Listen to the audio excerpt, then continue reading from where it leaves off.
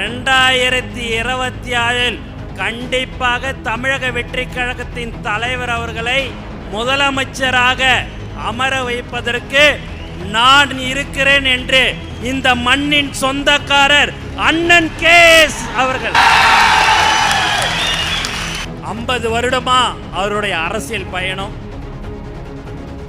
நானும் ஒரு சட்டமன்ற உறுப்பினராக இருக்கிறேன். ஒரு சின்ன ஊரில் ஒரு சின்ன தொகுதியில் நான் ஒரு 10 நாளுக்கு முன்னாடியே அந்த சட்டமன்ற உறுப்பினர் பதவியை நான் ராஜினாமா செய்யும் போது எனக்கு அப்பேற்பட்ட ஒரு கஷ்டம். 5-6 மாதம் இருக்கும் முன்பே அந்த சட்டமன்ற பதவியை ராஜினாமா செய்துவிட்டு தமிழக வெற்றி கழகத்தின் தலைவருக்கு அவர்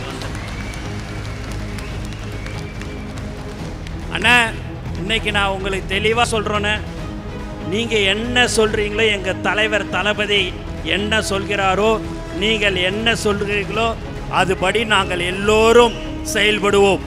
எங்களை தலைவர் எங்களை அப்படி தானே வழி நடத்தியிருக்கிறாரு.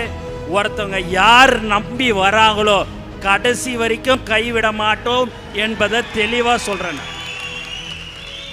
எங்களை முழுமையாக நீங்கள் எங்களை ஏற்றுக்கினீங்கன்றது எனக்கு எப்படி தெரியுது அப்படின்னா, எங்களுடைய தமிழக வெற்றி கழக தோழர்களை ரொம்ப சீக்கிரமாக அரவணைத்து கொண்ட ஒரு உண்மையான அண்ணன் கேஎஸ்ன்றதை தெரிவிச்சுக்கிறேன்.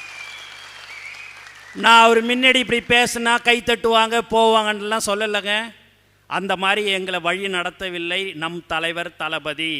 உண்மையாக நாங்கள் உங்களுடன் எப்போதும் இருந்து கொண்டு இருப்போம்.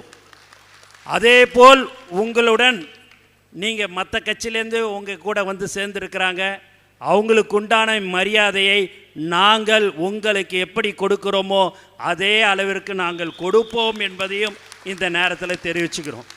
நாங்கள் வேற இல்லை, நீங்கள் வேற இல்லைன்னு இனிமேல்பட்டு நம்ம எல்லோரும் ஒன்று 2026 முதலமைச்சராக அமர்வதற்கு நாங்கள் எந்த தியாகத்தையும் செய்ய தயார். ஏன்னா மக்கள் நமக்கு ஓட்டு போடுறதுக்கு தயாராக இருக்கிறாங்க. நம்மளை எதிர்க்கிறவங்க யார் என்று சொன்னால் அரசியல்வாதிகள் தான் நம்மளை எதிர்க்கிறார்களே.